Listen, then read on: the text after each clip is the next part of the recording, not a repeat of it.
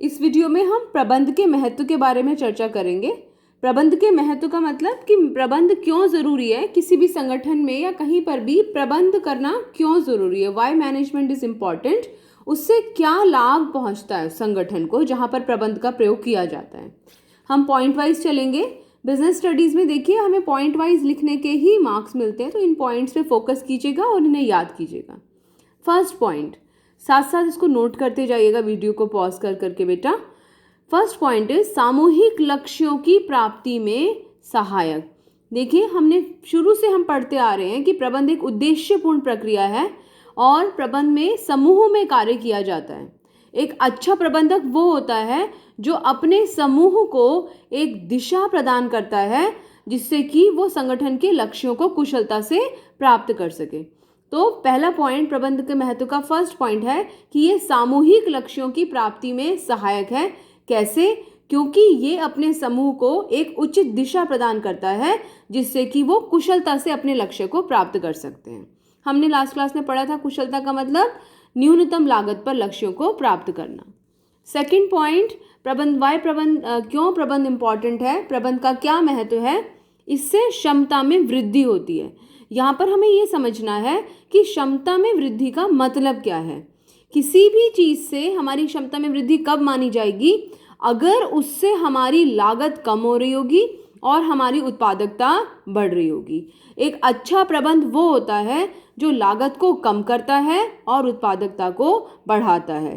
तो प्रबंध क्यों ज़रूरी है? क्योंकि ये क्षमता में वृद्धि करता है। हमें कैसे पता लगा कि क्षमता में वृद्धि करता है? क्योंकि अच्छे प्रबंध की मदद से हम लागत को कम कर सकते हैं और अपनी प्रोडक्टिविटी, उत्पादकता को बढ़ा सकते हैं। यानी कि अगर हम 500 यूनिट्स प्रोड्यूस करते थे तो अच्छी मैनेजमेंट की मदद से हम 1000 यूनिट्स भी प्रोड्यूस कर सकते हैं। तीसरा है गतिशील संगठन का निर्माण करना। देखिए पहले भी हमने पढ़ा था जब हमने प्रबंध की विशेषताएं पढ़ी थी, गतिशील संगठन। गतिशील संगठन मतलब डायनेमिक ऑर्गेनाइजेशन, बदलते हुए पर्यावरण के अनुसार अपने आप को बदलने की क्षमता। एक अच्छा प्रबंध कौन? जो कि संगठन को परिवर्तन झेलने की क्षमता प्रदान करता है, उसे परिवर्तन झेलने के योग्य बनाता है। एक अच्छा प्रबंध, एक अच्छा प्रबंधक एक अच्छे प्रबंध की मदद से अपने संगठन को परिवर्तन झेलने के योग्य बनाता है। जो भी चेंजेस आते हैं वो उसको बड़ी कुशलता से झेल पाते हैं। नेक्स्ट पॉइंट है व्यक्तिगत उद्देश्यों की प्राप्ति में सहायक। आपको याद होगा ये पॉइंट हमने पहले भी पढ़ा था जिसमें हमने संगठन के व्यक्तिगत उद्देश्य पढ़े थे कि जो भी संगठन में लोग आते हैं, व्यक्ति आते हैं, वो अलग अलग अनुभव, अलग अलग उद्देश्य और अलग अलग पृष्ठभूमि से आते हैं। उनका अपना अलग उद्देश्य होता है। अच्छा प्रबंधक कौन होता है? जो कि उन्हें समझाता है कि अगर संगठन का उद्देश्य प्राप्त होगा तो कहीं ना कहीं उनका व्यक्तिगत उद्देश्य भी अपने आप ही प्राप्त हो जाएगा।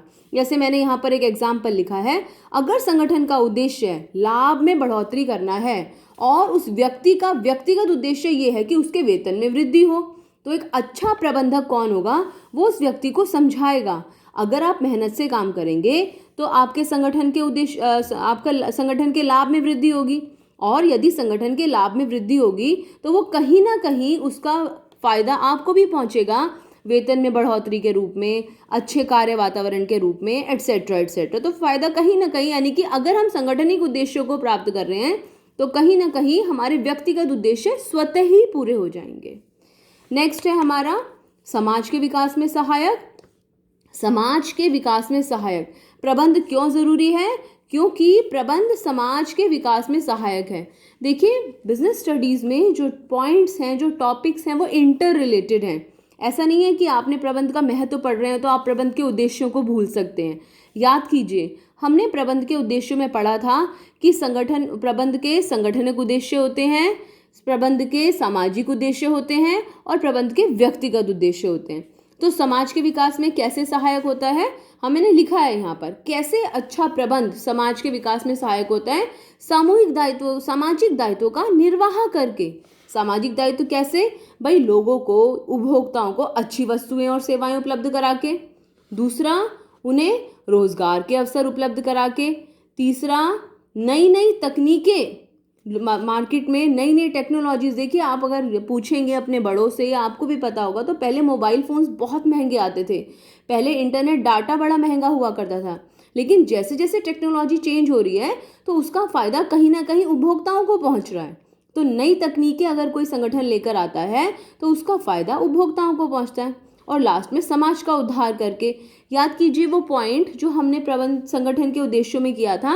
समाज का उद्धार का मतलब समाज के लिए काम करना, आसपास के क्षेत्रों का विकास करना, वंचित वर्गों को रोजगार प्रदान करना, ये सारे काम करके भी एक संगठन अपने सामाजिक उद्देश्यों को पूरा कर सकता है। तो ये हमारे प्रबंध के महत्व के पॉइंट्स हैं, दोबारा से रिपीट करेंगे। पहला, सामूहिक लक्ष्यों की प्राप्ति में सहायक।